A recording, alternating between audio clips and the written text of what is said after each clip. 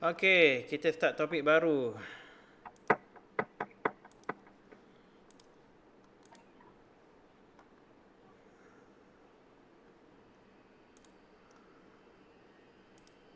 Okey, nampak tak skrin? Pak, Okey, matematik pengguna iaitu topik dia insurance. Okey, untuk maklumat Azmin, ini topik baru untuk KSSM.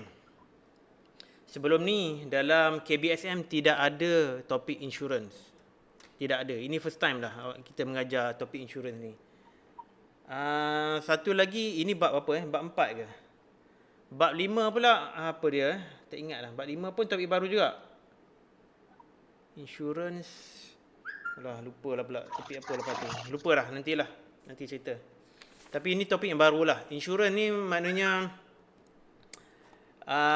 matematik pengguna ni berguna sebenarnya untuk semua orang. Memang sangat berguna. Sebab tak dapat lari. Bila Azmi, even sekarang pun mungkin Azmi dah ada insurans dah.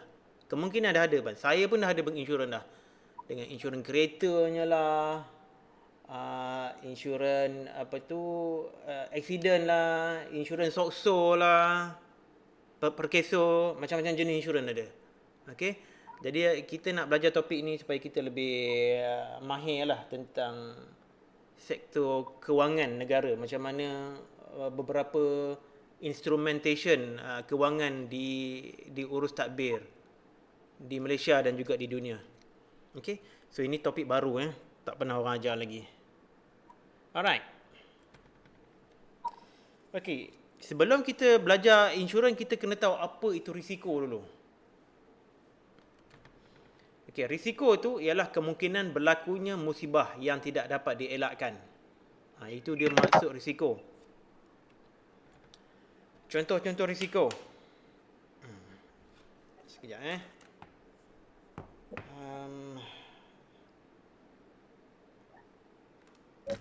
Contoh risiko, kemalangan jalan raya.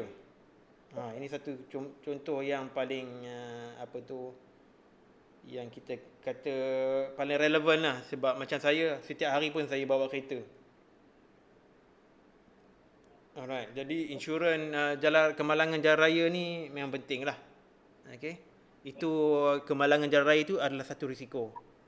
Kita naik bas pergi sekolah ke, kita nak basikal ke, naik kereta ke, ataupun jalan kaki, itu risiko. Baru ingat tak, baru ni dekat KL ada sebuah lori trailer, dia langgar satu struktur pembinaan dekat lebuh raya baru. Jatuh habis dia punya struktur tu, jatuh habis, kena kereta, kena van, ada 2 orang mati. Jadi itu risiko kemalangan jalan raya. Kadang-kadang kita tak dapat nak dielakkan. Kita dah bawa elok, dah berhati-hati dah, tapi sebab kesilapan orang lain kita kena. Macam itulah. Kebakaran rumah, kebakaran premis perniagaan, kebakaran sekolah. Jadi ini memang berlaku, selalu berlaku. Okey. Dekat tempat saya tinggal ni pun, Blok A dekat Ivory Residence ni pun ada pernah berlaku kebakaran pada unit tingkat atas. Okey, kadang-kadang Azmi ada main sukan tak? dulu ada lah. Apa dia? Dulu ada. Kecederaan dapat aktiviti sukan pun satu risiko juga. Macam contoh kita main bola, wakil sekolah, tiba-tiba dapat kecederaan. Itu pun satu risiko juga. Bila dapat kecederaan, mungkin tak boleh main sukan tu dah untuk beberapa ketika. Ataupun kadang-kadang tu untuk selamanya, tak boleh main lagi dah. Penyakit. Penyakit jantung, kencing manis, macam-macam lah. Kemudian jangkitan virus dan bakteria, macam sekarang ni COVID-19. Itu pun risiko juga tu. Alright? Faham apa maksud risiko, Azmi? Faham. Okay, good. Insurans pula apa dia? Tadi kita tahu risiko, sekarang kita tengok insurans. Insurans ialah sejenis alat kewangan yang kita boleh beli. Kita beli insurans ni, kita bayar untuk melindungi kita daripada implikasi kewangan akibat daripada risiko yang menjadi kenyataan. Okay, tengok betul-betul balik Insurans adalah jenis alat kewangan. Alat kewangan saja insurans ni. Dan kita boleh beli. Kita beli. Kalau kita tak mau beli, kita tak payah beli. Tapi ada insurans yang wajib beli. Contohnya kereta. Nak beli kereta, wajib kena ada insurans kenderaan. Itu wajib. Okey? Ada insurans lain yang optional. Tak mau beli pun tak apa, tak beli pun tak apa. Contohnya kemalangan jalan raya insurans. Itu boleh, kita boleh pilih sama ada nak atau tak nak. Tapi apa tujuan insurans dia? Untuk melindungi kita daripada implikasi kewangan. Okey. Aplikasi apa? Implikasi itu maknanya akibat kewangan. Implikasi itu macam apa dia punya kalau kita kena kemalangan kan, kita dapat kecederaan, dan bila kita cedera kita kena bawa masuk hospital, betul tak? Jadi akibat dia apa? Akibat dia kita kena belanja wang, Oh, kita kena keluar duit. kena keluar duit. Jadi kalau ada insurans ni tak payah keluar duit. Kalau ada insurans, dia ada dua kemungkinan. Satu, kita tak payah bayar duit pun. Nombor dua, kita still bayar duit, tapi kita bayar dengan amount yang minimum. Itu bergantung kepada polisi insurans yang kita beli tu. Okey, nanti kita belajar tentang polisi. Ini banyak perkataan baru yang mungkin Azmi dengar lah. Implikasi lah, polisi lah, insurans lah. Okey. Jadi dia implikasi kewangan saja, sebab insurans ni mengenai duit. Apabila kata jatuh sakit, kita perlukan duit untuk berubat. Apabila kita cedera main bola, kita perlukan duit untuk masuk hospital. Zaman sekarang ni masuk hospital pun boleh mahal. Kalau masuk government hospital kerajaan tak mahal sangat. Tapi masuk persendirian, siap kau. Duduk satu malam dalam ward pun dah kena beratus. Tak masuk pembedahan lagi. Pembedahan lagi ribu-ribu. Itu dia punya implikasi kewangan dia kadang-kadang besar. Boleh jadi kecil, boleh jadi besar. Okey? Boleh faham? Boleh.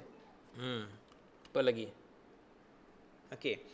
Insurans ni tujuan dia apa? Tujuan dia memindahkan risiko daripada individu kepada organisasi insurans. Okey, saya nak betulkan satu misspelling. Sekejap. Memindahkan. Buat balik. Okay. Insurans bertujuan memindahkan risiko. Memindahkan risiko. Risiko apa? Risiko kewangan lah. Risiko daripada kita kepada organisasi insurans. Okay. Bila kita beli polisi insurans, kita bayar sama ada setiap bulan ataupun setiap tahun, bergantung kepada polisi itu. Kadang-kadang ada yang kita perlu bayar setiap bulan. Kadang-kadang kita bayar setahun sekali. Okay. Bila berlakunya satu risiko menjadi kenyataan, instead of kita yang bayarkan, tetapi organisasi insurans, syarikat insurans yang tolong bayarkan untuk kita. Alright? Boleh faham tu? Okay. Jadi pemegang polisi ini kita lah. Kita yang pemegang polisi, maknanya kita beli polisi insurans tu. Kita membayar premium. Ni perkataan premium ni pun penting juga ni. Kita akan jumpa perkataan premium ni banyak kali. Kita bayar secara berkala, mungkin sebulan sekali ataupun mungkin setahun sekali, kepada syarikat insurans yang menjual insurans tu. Okey. Sekiranya berlaku apa-apa yang kemalangan atau kejadian pada kita yang di cover oleh polisi insurans tu, kita akan dapat pampasan. Okey, syarikat insurans tu akan membayar pampasan bagi kerugian yang berlaku. Semuanya berkenaan dengan duit. Duit saja. Duit mana dia? Duit. Semua ni implikasi kewangan. Okey. Maknanya apa? Maknanya kita bayarlah kita beli premium dia, kita bayar secara berkala dalam amount yang kita mampu bayar. Mungkin RM10 sebulan, mungkin RM100 sebulan, atau mungkin RM300 setahun. Tetapi dia punya implikasi kewangan bila berlakunya kerugian mungkin jauh lebih besar daripada premium yang kita bayar tu. Kalau tak berlaku apa-apa, contoh kita ambil insurans kemalangan jalan raya. Okey, selepas kita hidup, kita beli insurans tu, Selepas mati pun, kita dah mati pun, dah penyakit tua pun tak pernah dapat tak pernah kena kemalangan jalan raya. Maka duit tu burn. Premium tu habis macam tu saja. Maknanya kita tak dapat apa-apa. Kalau berlaku kemalangan baru kita dapat duit. Macam tu lah maksud dia. Kalau di insurans ni kena accident lah. Dia tak semestinya aksiden, ada macam-macam lah. Aksiden jalan raya, kemalangan jalan raya, sakit contohnya, dapat penyakit jantung ke, penyakit darah tinggi ke, penyakit kencing manis ke, ataupun kebakaran ke, kita ambil macam kalau kita nak ambil loan pinjaman bank untuk membeli rumah, kita kena beli insurans untuk kebakaran. So that kalau ada kebakaran berlaku, maknanya balance bayaran loan, bayaran pinjaman perumahan tu kita tak perlu bayar dah. Sebab dah di cover, dah dibayar oleh syarikat insurans. Itu maksud dia. Oh. Tetapi kita kena bayar secara berkala. Premium tu kita kena bayar. Kalau rumah tak terbakar, maknanya premium tu kita bayar, syarikat dapat duit free. Macam itulah maksud dia. Tapi kalau betul-betul terbakar, kita akan dapat pampasan. Yang selalunya pampasan tu jauh lebih besar daripada duit yang kita bayar untuk premium tu. Okey, boleh faham setakat ni? Boleh. Alright. Okey, kita ada lagi dalam 12 minit saja lagi, tak ngapa, 15 minit macam tu. Kita cuba buat sedikit introduction lah. Apa itu insurans, macam-macam jenis insurans kita belajar dulu. Kemudian dia punya calculation, cara pengiraan dia kita akan buat kita punya next session. Alright. Okey, jenis-jenis insurans, ada 3 jenis insurans. Paling tidak pun dekat Malaysia lah. Sekejap, ada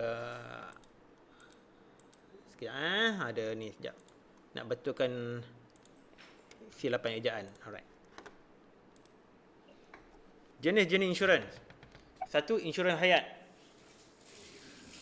Okey, insurans hayat ni saya akan terangkan lebih detail lagi lah lepas ni. Kita tunjukkan list dia dulu apa dia.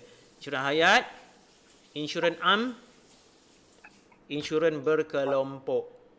Okey, ini 3 jenis yang major lah. Mungkin ada yang lain, saya tak pastilah. Tetapi setakat ni di Malaysia ni 3 jenis ni yang kita tahu. Insurans hayat, insurans am, insurans berkelompok. Kita akan tengok satu persatu. Insurans hayat dulu. Okey. Insurans hayat ni dia punya fungsi dia untuk melindungi pemegang polisi ataupun ahli keluarga. Pemegang polisi ni mana orang yang beli tu. Mungkin saya, contoh saya beli insurans polisi. Saya yang beli. Isteri saya, anak-anak saya tak beli. Tetapi dia boleh melindungi saya ataupun ahli keluarga, bergantung pada situasi. Okey. Satu, melindungi pemegang polisi ahli keluarga terhadap kematian. Katakanlah saya beli polisi kematian kan, yang cover kematian, contohnya kematian selepas accident kereta. Sudah tentulah saya tak dapat duit tu sebab saya dah mati kan. Yang dapat tu ahli keluarga lah, isteri dan anak-anak. Macam itulah. Kemudian penyakit kritikal. Penyakit kritikal ni dapat kepada pemegang polisi tu. Kalau saya pergi ambil insurans polisi penyakit kritikal, kalau saya jatuh sakit, okey, tak dapat bekerja, jadi situlah pemegang polisi tu dapat duit. Okey, maknanya saya tak dapat kerja, tak ada income kan. Dah kerja tak dapat, duit tak ada, maknanya dapat insurans tu sebagai kita punya garanti lah. Maknanya kita boleh melangsungkan kehidupan kita tanpa kita pemegang polisi itu bekerja. Ataupun hilang upaya, jadi cacat contohnya. Lepas bawa kereta, accident, terputus kaki contohnya lah kan. Dah tak boleh main bola. Dia pemain bola wakil Malaysia, wakil negeri, whatever. Dah kaki dah terpotong, nak main bola apanya kan. Tak boleh dah, hilang upaya. Kalau dia ambil insurans. Kalau contoh dia sakit hilang upaya tu, kan dia dapat insurans. Ya. Insurans tu sampai bila-bila ke macam mana? Sampai pada kita lah. Yang ambil sampai, yalah, memang sampai kepada kita. Insurans tu sampai bila-bila ke ada limit? Okey, dia bergantung kepada polisi yang kita beli tu. Dia bergantung lah. Ada kadang-kadang tu sampai 6 bulan ke, sampai setahun ke. Itu bergantung pada polisi tu lah. Sampai setahun dah? Tak ada dah. Apa dia? Sampai setahun dah? Stop? Maknanya selepas tahun tu mungkin stop. Maknanya dia bagi kita peluang untuk mencari sumber pendapatan yang lain. Maknanya kalau berlaku satu pada kita, tak boleh lah kita duduk relax saja kan. Maknanya kita carilah, okey, saya dah tak boleh main bola dah. Mungkin saya buat benda lain. Mungkin saya jadi coach ke, mungkin jadi apa, selebriti ke, pergi berlakon movie ke, apa ke kan. Cuba cari jalan lain lah. Untuk apa tu, melangsungkan kehidupan. Sebab apa ni, pembayaran tu tak mungkin akan berlaku selama-lamanya. Okay, dia bergantung pada polisi tu. Okay, terhad dia punya duration dia. Kalau lah dia bagi selamanya, selama dia hidup, jadi bankrupt lah syarikat apa tu, syarikat insurans tu. Bankrupt dia. Alright. Okay, jika pemegang polisi meninggal, ahli keluarga yang bakal mendapat pampasan tu. Okay. Pada yang meninggal tu memang tak boleh buat apa dah. Dia punya, selepas dia meninggal tu bergantung pada amalan dia kat dunia lah kan. Sama ada dia masuk syurga, masuk neraka tu, itu diri masing-masing. Tapi di dunia ni ahli keluarga dia yang mendapat pampasan. Sebab kemungkinan pemegang polisi ni sumber kewangan untuk keluarga. Dia seorang saja bekerja, isteri tak kerja, anak masih bersekolah. Jadi itulah dia, ahli keluarga yang dapat pampasan. Dan pampasan ni bukanlah selamanya. Mungkin dia bagi pampasan ni sekaligus saja. Mungkin dia dapat RM300,000 sekali saja. Jadi pandai-pandailah ahli keluarga nak belanja RM300,000 ni. Janganlah terus pergi beli kereta Mercedes-Benz. Habislah. Habislah RM300,000 tu kan.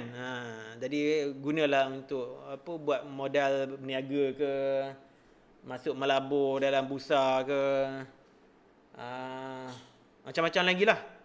Okey, ataupun apa tu, belanja untuk anak masuk universiti ke, supaya anak bila dah masuk universiti belajar pandai-pandai, boleh menyara keluarga pula kan. Dia boleh menyara apa tu, hidup mak dia pula. Begitulah seterusnya. Jadi itulah dia pampasan, tujuan pampasan tu. Jika pemegang polisi masih hidup tetapi mengalami hilang upaya menyeluruh dan kekal, pemegang polisi bakal mendapat pampasan tu. Maknanya dia tak dia bayar kepada ahli keluarga lah, maknanya pemegang polisi tu. Orang yang beli insurans tu yang dapat pampasan. Okey. Alright. Ada soalan apa-apa? Tak ada Alright. Okey, tadi insurans hayat, sekarang insurans am. Insurans am ni saya tunjukkan dulu jenis-jenis dia. Ada 5 jenis kat sini. Insurans motor. Yang pertama insurans motor. Insurans kenderaan lah basically. Nanti kalau Azmi nak beli kereta, nak beli motosikal ke, mesti kena ada insurans-nya. Mesti kena ada. Insurans kebakaran. Ini pun insurans am juga. Kebakaran rumah, premis perniagaan, sekolah, tadika ke apa-apa semua. Insurans perubatan dan kesihatan. Insurans kemalangan diri, insurans perjalanan. Kita akan go through sedikit-sedikit detail dia untuk 5 jenis ni. Dan yang terakhir, insurans berkelompok. Ini jenis yang ketiga, insurans kelompok. Memberikan perlindungan kepada sekumpulan individu. Okey, ini maksud dia bukan individu, bukanlah seorang. Dia macam apa, syarikatnya. Macam syarikat. Macam pekerja syarikat lah, macam syarikat besar. Macam staff syarikat lah. Exactly. Selalu yang beli insurans ni, apa tu, syarikat tu yang beli. Syarikat tu beli untuk pekerja-pekerja dia. Kalau berlaku kemalangan di tempat kerja, maka adalah pampasan untuk pekerja tu. Tapi kalau kemalangan di luar tempat kerja, tak ada apa-apalah. Kan? Contohnya dia pergi bercuti, pergi Penang, ada kemalangan jalan raya. Itu company tak bayar lah, insurans tak bayar lah. Sebab dia hanya bayar kepada kejadian-kejadian yang berlaku sewaktu dia bekerja. Contohlah kan. Kemudian ada juga murid sekolah punya. Insurans berkelompok untuk murid sekolah dan pelajar universiti. Ya. Contoh pekerja tu kan. Kan dia berlaku waktu, contoh apa, di tempat kerja tu kan. Ya, betul. Kalau dia tengah bekerja, berlaku kemalangan kat luar.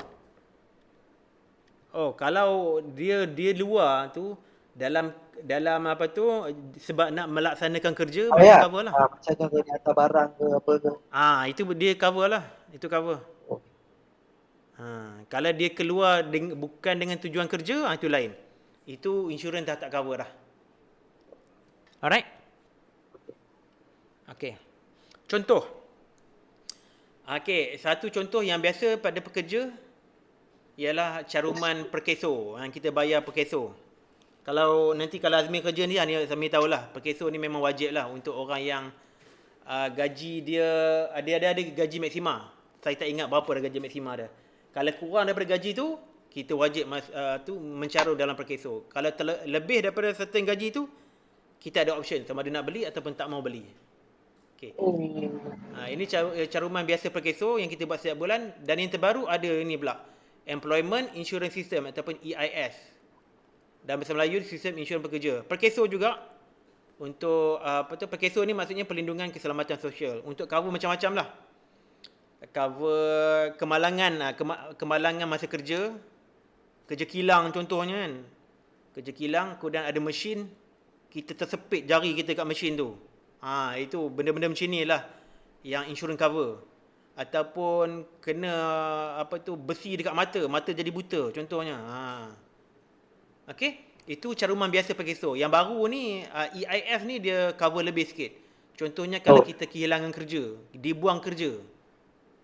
Maksudnya macam COVID-19 sekarang ni kan. COVID-19 banyak company yang tutup. Kalau kita mencarum dalam EIS, kita akan dapat pampasan tu mungkin untuk 6 bulan begitu. Dia bayar setiap bulan. Setiap bulan dapat selama 6 bulan. Sementara dia dapat dia cari kerja baru. Maka dia dapatlah duit. Okey, untuk kelangsungan hidup dia. Sementara dia belum dapat kerja. Macam itulah maksud dia. Dan contoh yang kedua, Takaful Pelajar Sekolah Malaysia, TPSM. Ini Kementerian Pendidikan Malaysia yang beli untuk pelajar Sekolah Malaysia. So Azmi mungkin ada lah, mungkin cover lah ni, wallahu alam. TPSM. Ni waktu di sekolah lah. Ada kemalangan di sekolah ke, dia main sukan ke, apa-apa jatuh ke, apa semua tu. Gitulah. Okey, boleh faham? Insurans berkelompok. Okey, kita hanya tinggal 5 minit saja lagi, kita go through introduction dulu. Okey, ini jenis yang kedua tadi ni, insurans am. Insurans am ada 5 jenis pula. Yang ni nak cerita tentang insurans motor. Ni insurans motor ni panjang sikit cerita dia. Insurans motor ni yang siapa yang beli kereta, beli motosikal, wajib ada. Sekurang-kurangnya minimum ni akta ni. Dia ada, macam saya beli kereta, saya ambil komprehensif. Insurans komprehensif ni. Maknanya dia cover apa? Dia punya perlindungan dia ialah, cuba tengok list dia kan. Liability. Liability ni maksudnya apa dalam bahasa Melayu? Bahasa Melayu dia liability lah. Maknanya liability kepada pihak ketiga akibat kecederaan kematian. Maknanya kalau saya membangun kereta, saya terlanggar kereta lain. Okey? Bukan setakat saya saja dapat pampasan, tapi orang yang saya langgar tu pun dapat pampasan. Itu maksud dia liability kepada pihak ketiga. Faham tak? Faham. Pihak ketiga ni tak bersalah pun. Kita yang bersalah. Tapi pihak ketiga dapat pampasan kewangan. Alright. Itu dia yang itu semua jenis insurans motor cover. Sama ada akta, pihak ketiga. Pihak ketiga ni antara yang termurah lah untuk kita beli insurans. Kalau kita tak beli insurans, kita tak boleh nak renew road tax pun. Road tax JPJ tak bagi renew pun. Dia kena ada insurans juga. Ini wajib. Apa dia? Tahu. Insurans motor wajib kalau kita beli kereta. Kalau tak beli kereta tak wajib lah. Kan? Kalau beli kereta wajib. Melatah je. Alright. Selalunya orang beli komprehensif ataupun third party lah, pihak ketiga ni. Yang lain tu jarang saya dengar sebenarnya. Alright. Yang kedua, kerugian terhadap harta benda yang dialami pihak ketiga. Yang tadi tu dicerita tentang orang, pihak ketiga tu orang dia. Kalau dia cedera masuk hospital ke, luka-luka rawatan daripada doktor ke, itu insurans cover. Tetapi kalau dia tak ambil yang ini pula, kerugian terhadap harta benda dialami pihak ketiga, maknanya kerosakan pada kereta tu pula tak cover. Macam saya bawa kereta, saya langgar kereta dia. Dia cedera.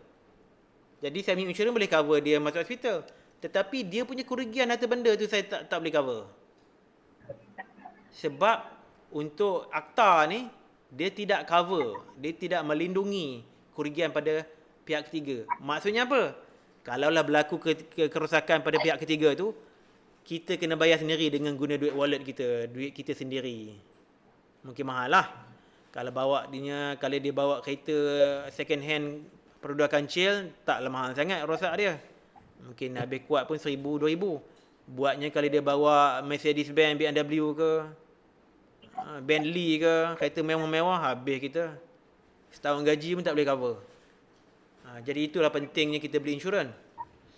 Tidak-tidaknya kita ambil insurans pihak ketiga ni. Jadi coverlah kerugian harta benda pihak ketiga tu. Tak perlulah kita bayar guna duit kita sendiri. Alright. Seterusnya, kerugian terhadap kenderaan sendiri. Ni kenderaan kita sendiri pula. Akibat kebakaran yang tidak disengajakan ataupun kecurian. Kalau kita punya kereta, kita parking kat shopping mall, lepas kita shopping saja, kita balik-balik tengok kereta kita dah tak ada dah.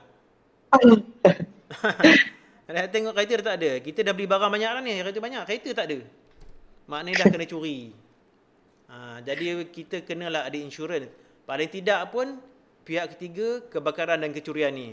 Macam saya beli komprehensif, maknanya cover ke semuanya. Okay? Kebakaran. Ada kebakaran kat building sebelah, kereta kita kena. Jatuh api atas kereta kita pun kena terbakar sama. Habis, rugi. Jadi insurans cover. Kita tak payah bayar duit sesen pun. Insurans yang bayarkan. Dapat kereta baru. Alhamdulillah. Alright. Tetapi kalau kita ambil insurans pihak ketiga saja ataupun akta saja, itu tak di cover, tidak dilindungi. Maknanya kalau hilang kereta kita, kita pergilah cari duit sendiri untuk beli kereta baru ataupun beli motor saja sudah. Itulah maksud dia. Okey, perlindungan yang keempat. Kerugian dan kerosakan terhadap kenderaan sendiri akibat kemalangan. Kerugian dan kerosakan terhadap kenderaan sendiri. Kenderaan kita sendirilah. Sama ada kita yang salah lah ni. Kalau kita salah, kita kemik kita punya bumper, lampu pecah. Jadi kalau kita ambil komprehensif, dia akan cover. Maknanya syarikat insurans yang akan bayarkan untuk kita untuk buat repair semua tu. Kalau kita ambil yang lain tu, kita kena keluar duit sendiri. Hanya kalau kita ambil komprehensif saja, kita akan dapat cover semua kerugian, kerosakan kita sendiri. Pihak ketiga kebakaran dan kecurian, komprehensif tu dia punya polisi. Dia punya polisi dia paling mahal lah ni. Kita cover semua sekali ni. Boleh faham?